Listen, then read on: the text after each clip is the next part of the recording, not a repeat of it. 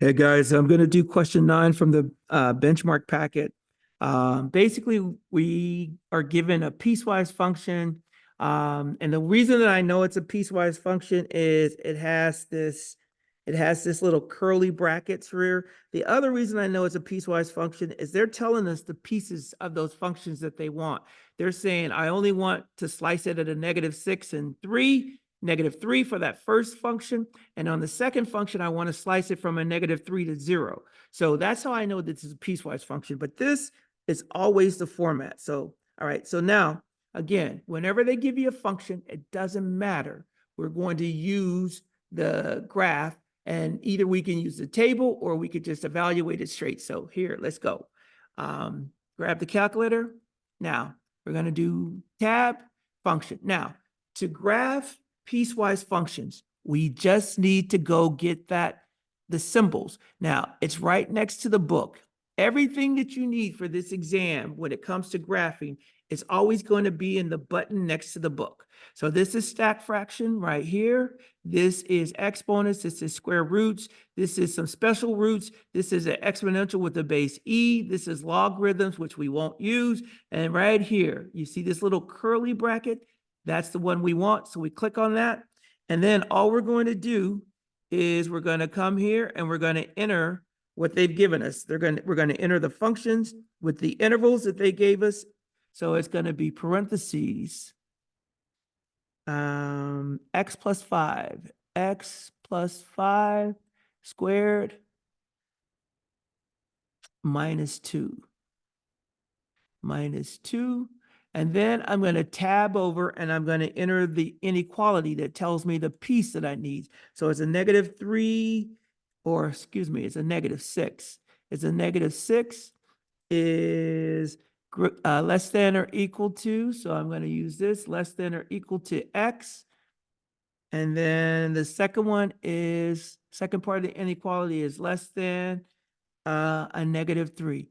Now, so anytime you see this interval notation where you have this inequality, you can always use the piecewise function to help you. So now I'm going to tab down to the second part to enter that function, and that's going to be, it's a linear function, so I'm going to do control divide.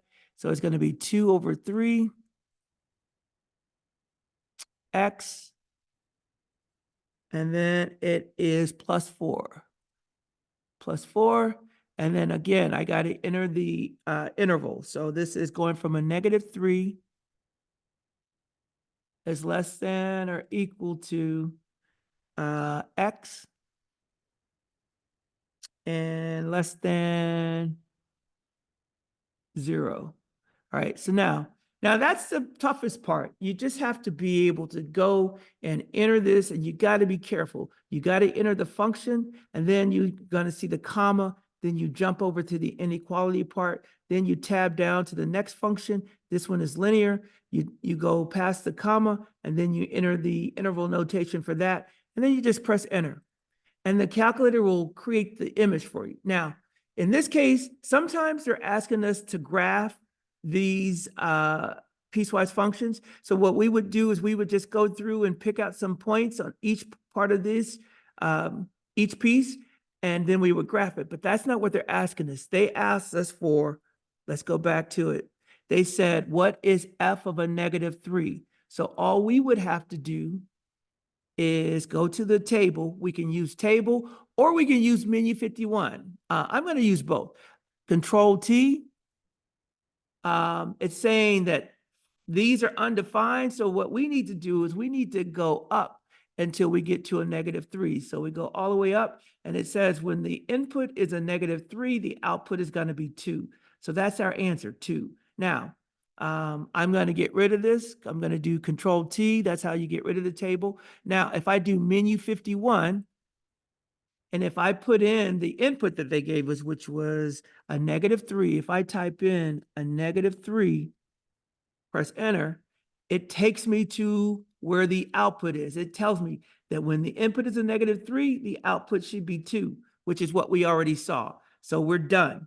So all we needed is to find the output when we've got it. So I can go back here and I can say that's equal to a +2.